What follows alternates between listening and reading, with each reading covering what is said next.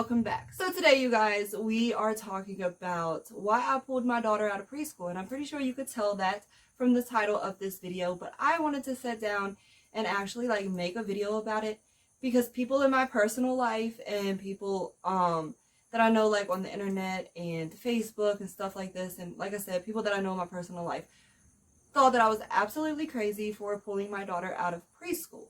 But I feel that my reasons was more than valid. So let's get into it. As I said, clearly, I pulled my daughter out of preschool. She went the first 2 days after school started.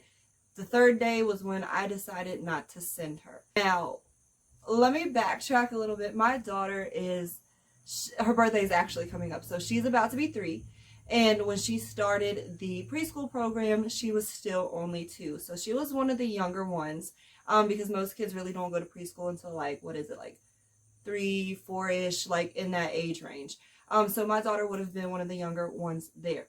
The reason that I went ahead and applied for the preschool, because there was a whole process. You have to apply, see if you're approved, and then when you're approved, or if you're approved, that's when everything, the enrollment process and all that starts taking place. So that's what we were doing pretty much over this whole past summer. And the reason for that is because my daughter has a few learning delays. She has a little speech delay, some fine motor skill issues. Nothing huge, but she is a little behind with certain milestones in certain places where she should be for her age. And that started a while ago. We already was working with a different organization, a different company that provides these services. So my daughter was already seeing a OT therapist and a speech therapist through somewhere else. But as she got older, she was working with these people for a while, because we had her in physical therapy first to start walking, because she wasn't interested on pulling up and learning how to walk. At the time, I guess most kids start experiencing that. So she was a little behind with that. So we started with the physical therapy with the infant and toddler connection people. And as time went on, she graduated from the physical therapy, and then that's when she went into the speech and feeding, and then also the OT therapy. So since my daughter ended up aging out of the infant and toddler program that we had her in, as an infant, or, the beginning toddler stages, she aged out of working with them because their program only covers kids up to a certain age. So after that, that's when she would have been transferred to the school to do her therapy there and do all her classes and everything there for all of her little delays and stuff. So that's when I had originally went into the school. I had to have a meeting with a few of the people, some of the coordinators and stuff. They had an evaluator. We had to take her in, let them observe her, watch her, all types of stuff. So that's what we were doing over the summer. And then I got her acceptance letter that she was accepted into the preschool program, because while I was there enrolling her in her therapy classes, they also was well, since she's going to be here, do you want to try to enroll her in preschool? And I thought that it would be a good thing for her, because she's already got delays. So I thought, being in a school setting around other kids doing normal things on their age level, their age range, I figured it would be good for her. And plus, it would get her more social, because she's not very social. My daughter's not really around other kids. I don't have any other kids. She's my only one, and she's really just around. It's just me and her and my mom, really majority of the days and most of the days. So my daughter don't really play with other kids. She don't have, nobody her age to really learn from. And so I was okay, this might really be a good thing. Although I was so against sending my daughter to school, from the minute she popped out, I was I'm homeschooling. She's not going nowhere without me. The world we live in is terrible. I don't want to be the good parent to send my daughter to school and some crazy mess happens. So I already wasn't really feeling that. But I was okay, as much as I'm anti sending her to school, I feel with her delays and everything, it may be the best thing to do. So I did it. We got her acceptance letter. She was accepted into the preschool program. I could not be happier. Everything was good. But this is the thing that kind of confused me before I get to all of that. So a week before school started, or maybe a couple days before school started, the teacher and the teaching assistant came to the house to do a home visit, because I guess that's what they do with all the little kids, kind of learn their patterns, what they like, what they don't like, how to handle them, tantrums, things like that. So they just came to do a home visit to kind of see Jazara in her environment, how she is, get to know her, and get some information from me on what would be best for her. So we did all that. The teacher was cool. The assistant was cool. I liked all of them. Everything was okay. So y'all, at this little meeting when the teacher came to the house, they told us that she would be able to pack lunch because my daughter, not only does she have like her little speech delays and, you know, fine motor things going on, but she's also very picky with what she eats. My daughter eats probably the same 4 or 5 things every day. Like, it's a certain type of chips, it's fried bologna, chicken nuggets, french fries, pizza hot pockets. Like, there's only a few things that my daughter eats. Even though, like, there's food that I have pressed since she started eating, like, solid food, she still won't touch it. There's things she's never tried. She'll look at it, she'll be like, ew. Like, she won't eat. And if you give her something that she doesn't like, she's just not going to eat. It does not matter how hungry she is not going to eat it.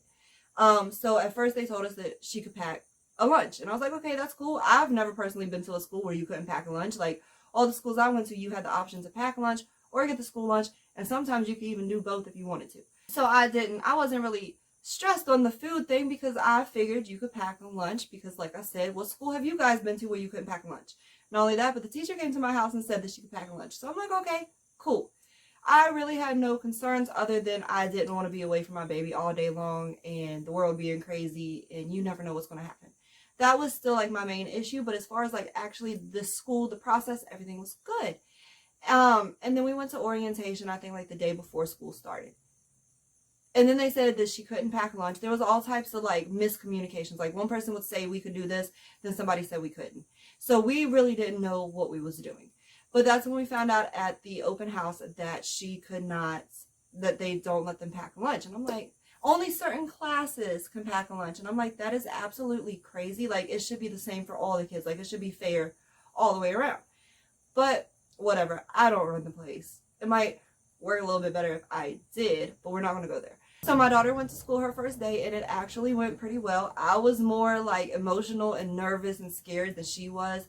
Like, obviously, she was a little timid, but, like, she really didn't cry or have a breakdown like I thought she would. So she went to school. About midway through the day, her teacher sent me a picture of her, said she was doing good. She looked like she was having fun. Everything was cool.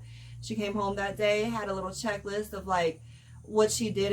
They said that she was a little sad during nap time, so she looked at her family pictures because when they came to the house to do the home visit, they took a picture of, like, us, like, me and Jazara, just, like, if she gets, you know, uncomfortable, like, she can remember, like, okay, my mom, familiar faces, I know I'm going home. You know, things like that, just to, like, kind of keep the kids, like, relaxed. So, like, her little note, she was a little upset. They said that she really didn't eat much at lunch, and I was like, well, I already figured that, and I knew she would be upset at night, nap time, because she's hard to deal with here sometimes with nap time. So I knew if she didn't have me or my mom there with her, it definitely was going to be hard. And then we got there to pick her up the first day. She came out crying, bawling her eyes out. And I'm like, okay, she didn't cry going in, but she cried coming out. Okay, maybe it was just, you know, a lot. She's relieved to see me. Maybe she didn't think she was coming home. I don't know. But, okay, cool. I know it's going to be tough. It's a big transition. Literally everything happened overnight. Like, she's been here playing for 3 years every day. She's never spent a day away from me. And I think that was also another hard thing for us, is the fact that I haven't been away from her in 3 years, and she hasn't been away from me in 3 years. Other than like a night or two here and there, like my daughter has not left my side. She hasn't been with other people, unfamiliar people. She hasn't been in daycare. No other like things where she has to like physically leave me. So I understand the transition was hard, and she went from doing that all day, every day for years to she went to sleep one day and then woke up and the next day is completely different.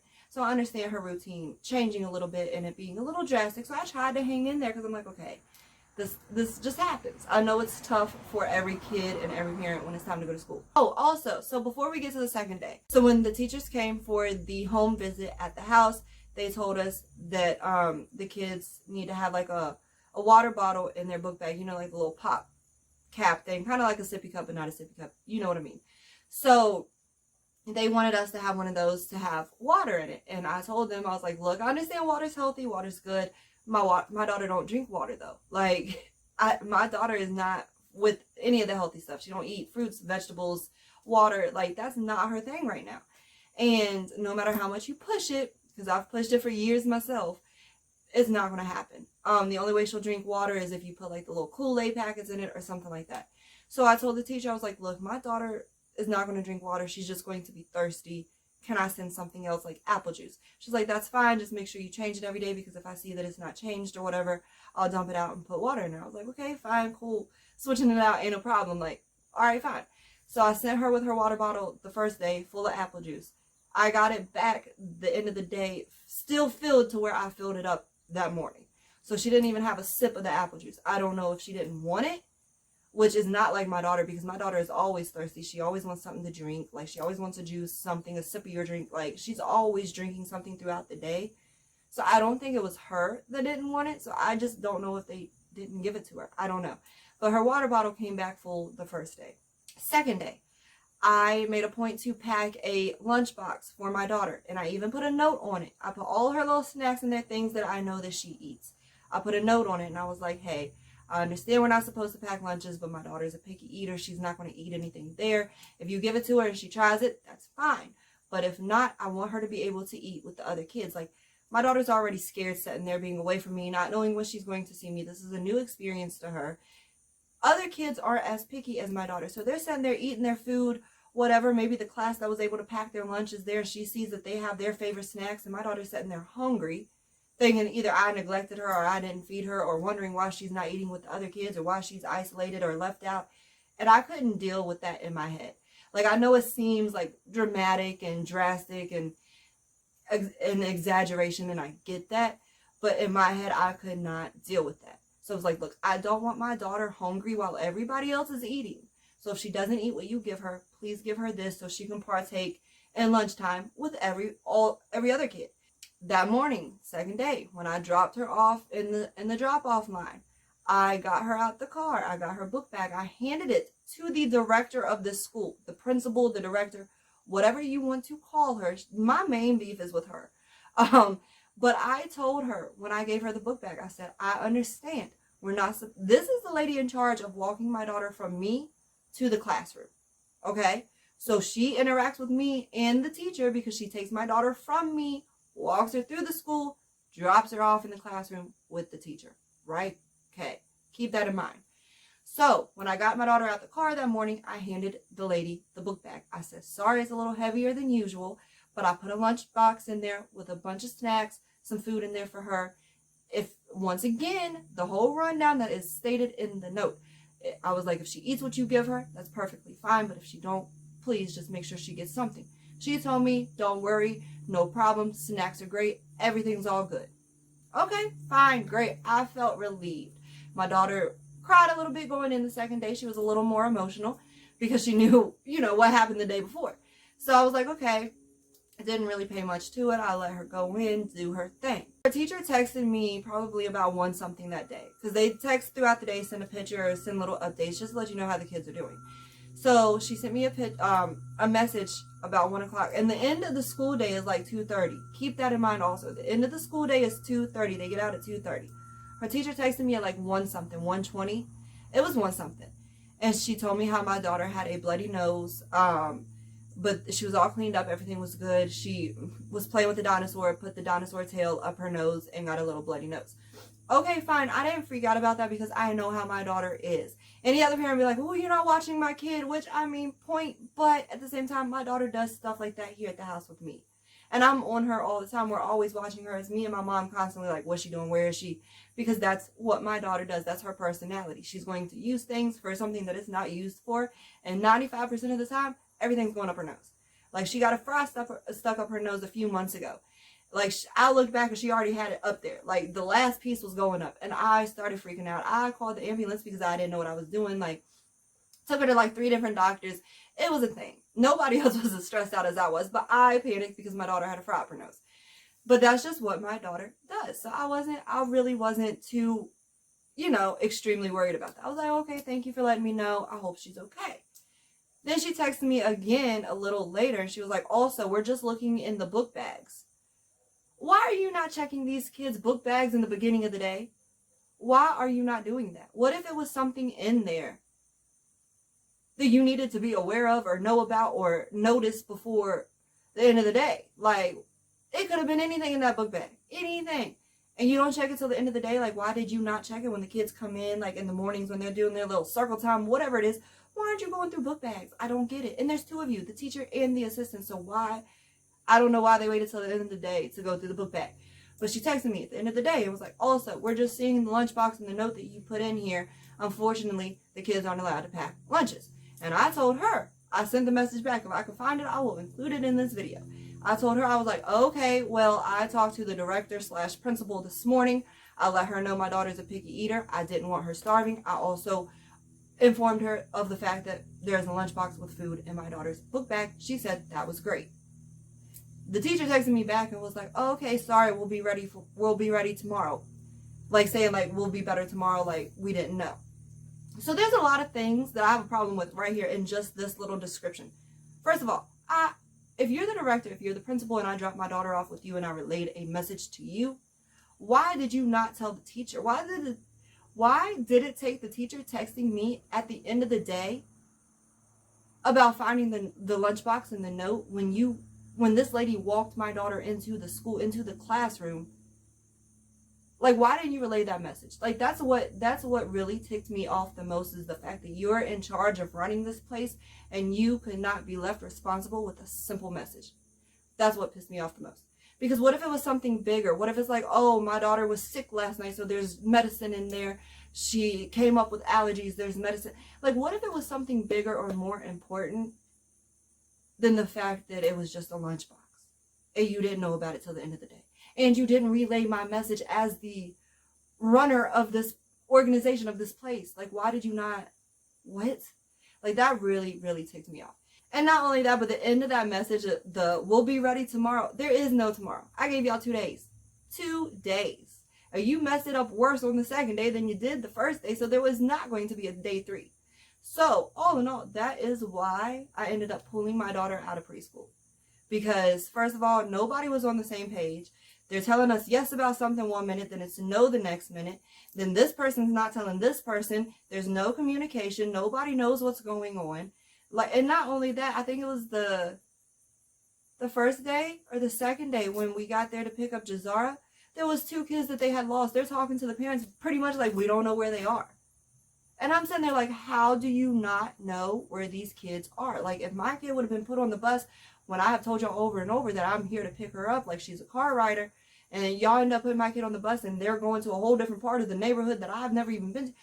Y'all, like, I never knew having kids was so, like, scary and stressful. Especially with school situations. Like, these people are made to deal with kids. Like, I don't get it. It was terrifying. Like, how do you lose somebody's kids on the second day? Also, my daughter, the second day when we got there to pick my daughter up, she came out bawling. As soon as she saw the car, she was like, Mama! Like, she was not having it. So I was not going to put her through that torture anymore. Not at all. Like I said, my daughter's in there starving and not eating. I know she's going to be difficult with nap time. She's already shy and not really social. So they're probably like, you know, there's a lot going on for her. The person left in charge cannot be responsible. There's no communication. Nobody's on the same page. So I was like, you know what? She's not going. So I did not even give them the third day. When I picked her up the second day and she was crying like she was and screaming, Mama, I was like, she's not going tomorrow. And then part of me was like, okay, I'm going to give them another day. Like, I understand the transition's difficult. They're like just getting back into the swing of things. Like, it's coming off a summer break. Like, give them a chance. Give them a chance. But the more I thought about it, the more I got mad. And I was like, no. Like, I don't know. I was so torn between letting her go the next day and keeping her home after the second day. And then come that night, like, I went ahead, got her ready the night before and everything, because I was like, okay, I'll send her tomorrow and see how it goes. So we got up the next day. I got her up, got her dressed, got everything ready. And literally like 15 minutes before we were like on our way, I was like, I'm not sending her. She's not going to school. I called them. I gave them the whole rundown of why I would not be bringing my daughter back to school. They understood as well. Well, the lady I talked to was at the front office. I did not talk to the director directly. But I called and told the lady in the front office, I was like, look, my daughter's, you know, registered at the school, but she is no longer coming. These are my reasons. And she was like, oh no, I'm so sorry you had a bad experience. Like, I totally understand, but don't be shocked. Like, if the teacher calls you or her coordinator or something like that. I was like, okay, that's fine. I'm gonna tell them the same thing. So all in all that day, I had to talk to like 3 or 4 different people from the school because people were reaching out like, what's wrong? What happened? Da, da, da, da, da. And I told them, I was like, you're not doing your job, so I'm not going to do it. That's why I pulled my daughter out of preschool. And then I also decided to just go ahead and teach her at home. Like I said, it's not really valuable for her to be in school right now because she's got a lot going on. She's already got, you know, her little delays and stuff. So she's already, you know, she goes to school for that. Like she'll go for about an hour once a week to the school where I wait in the office and she goes to the school, goes to the classroom, hangs out with like 2-3 other kids, plays, does her thing, does like her little therapy sessions in there for speech and her little fine motor skills. So she does that with like other people that's like pretty much on her level, like they're all doing the same thing. But she's not there all day. She don't have to be without me. She doesn't have to eat there. She's literally there for an hour and I wait for her the whole time. So when she comes out the classroom, I'm sitting there in the office like ready. I feel like doing that right now will be so much better than just throwing her into school because this gives her a little bit of a transition. Like she gets to go be in a classroom setting. She gets to be away from me for an hour, around other kids, have to listen to her teacher, do her little activities and stuff. So I feel like that would be better to like start her with that instead of just throwing her into school. So we still go to the school for the therapy. It's just she no longer goes to school like every day of the week. She goes once a week for her little therapy and that's it. And that's when I had decided that I'm just going to do school here at home. Because like I said, she doesn't really need to be in school. Like technically her preschool age would be next year. This was kind of just like a little bonus, a little extra. And also since she had delays, they thought, you know, we all thought that it would be for the best. But like I said, she still goes for those therapy sessions. It's just, there's no more school. So I figured with her, you know, getting the transition and getting used to everything with the therapy classes, that's when I also decided like I'm just going to school her at home because like she's got time before it actually is mandatory and she still gets to learn and do things here and make progress. And like I said, I was pretty much debating on homeschooling her pretty much all of her school career anyway. So I don't see nothing wrong with just going ahead and starting now. So we went out, I think it was the day that she was supposed to go to school, her 3rd day, that I didn't send her. Instead of going to school, we went out and got a bunch of like learning supplies, some teaching supplies, some school stuff, little, you know, workbooks, activities, things like that that we could do here at home. I'm not going to do a whole bunch of like structure like how you would in the school because she's only 3 and she don't really need a whole bunch of like structure like that right now. Anyway, the main thing is like, you know, her learning the basics, colors, letters, numbers, animal sounds, shapes, things like that. That's what we're focusing on. And really, we just really are like free range about it. A lot of it's like play-based learning. We watch Cocomelon, Miss Rachel. We watch like a bunch of learning videos like that throughout the day. So she's constantly hearing it. She's watching it. Then we also do like our little learning projects. We got little ABC puzzles and stuff. So she really learns through a lot of play anyway. And that's what it would have been at the school. So I feel like it'd be more comfortable for her to do that here where she's used to doing it. Even though I did pull her out of preschool, y'all, she's a preschool dropout. But don't blame her. It's all my fault. It's all my fault. First of all, I was not ready to be away from my baby all day, every day. I cannot do that. No. Like I said, I was already debating about homeschooling anyway. So this kind of just opened the door for me. Kind of, you know, a trial and error situation for both of us. Because, like, it's not mandatory for her. And it's not really, like, anything that I have to register with the school or anything. It's kind of just, like, trying it out, seeing how we could do homeschool, how it works. So that might be something that we continue as we go further along. Because, y'all, I'm not happy about these school systems and all this stuff. Maybe it's just me. Maybe I'm just extra. Y'all can tell me I'm being a whiny little crybaby in the comments if you want to, because everybody in my personal life has already told me that, okay? So everybody's like, you need to cut the strings and let her grow up. And I'm like, I can't do it. I like, there's no way. But we're going to just be doing home learning and homeschool here at home with a bunch of like play-based learning. And she's still going to get everything that she needs. She can eat here. She can be happy here. She can be comfortable here. So I feel like at the end of the day, regardless of what everybody else says or how the school looks at me for pulling my daughter out after she finally got accepted, like I know people was waiting for these seats. Like I know people was waiting to get accepted. But at least maybe we opened up the door for somebody who didn't quite make the cut at the time. So we opened up a free seat for somebody to take. So there's that. So I guess it was a good positive in there. I just felt that it was time for me to like sit down and address it, mostly for like my own like mental state, because you guys know I've been off of YouTube for a while, so you guys don't really know like where we are in our life and what we're doing and why I did this or why I didn't do this, or like, you know, all the like current events that's going on with us. I did like make a slow comeback with posting the back to school vlog, so you guys did kind of get to see her school career take off. But y'all, that's all it lasted. Like, you guys got to see pretty much all of the interaction with school that I got to see, because it did not last that long. And that's kind of where I left you guys off at. And I also kind of like brought up the fact that I was not happy with the school and why I pulled her out of school. If you guys were able to catch those vlogs before I took them down, I kind of wanted to make this video just to like clear that up if you did see it, and also for like my own mental well-being, because like I said, the school is probably looking at me some type of way because I pulled my daughter out of preschool. People in my personal life is probably looking at me some type of way because I pulled my daughter out of preschool. Some people did understand my reason and what I did, because, you know, their kids may have, you know, some special needs too, or, you know, might be picky about their food, and not having people understand how to deal with these kids who are not, you know, out here doing what, you know, every other kid is doing. So they're kind of like grouping them together and not treating them differently, the different way that they need to be treated, if that makes any sense. So there's some people that did understand, but there was a lot of people that's like, why did you pull your daughter out of school? So that's why, like I said, it wasn't really nobody on YouTube like coming to me, but I just had to like clear my own head and chest and put it out there of why I did it. So yeah, and I think it's been working a lot better. Like we killing the ABCs right now. Like, she's doing so good with that. We're also learning basketball. Like, we're doing all types of stuff. We're doing learning arts and crafts, sports. Like, we're doing a lot, and she's made so much progress, y'all.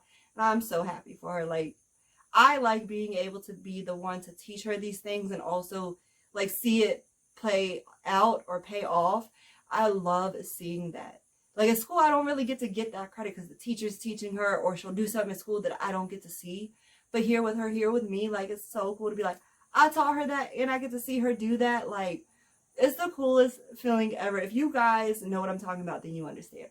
But I'm going to stop rambling. I really just wanted to sit down real quick and make this video of why I pulled my daughter out of school and what we're doing now that she is out of school. So I hope that you enjoyed this video. If you did, please make sure to leave it a thumbs up and leave me some comments down below. Until my next video, y'all, I'm trying to get into the routine of things, and I've been doing so much better than I thought I would.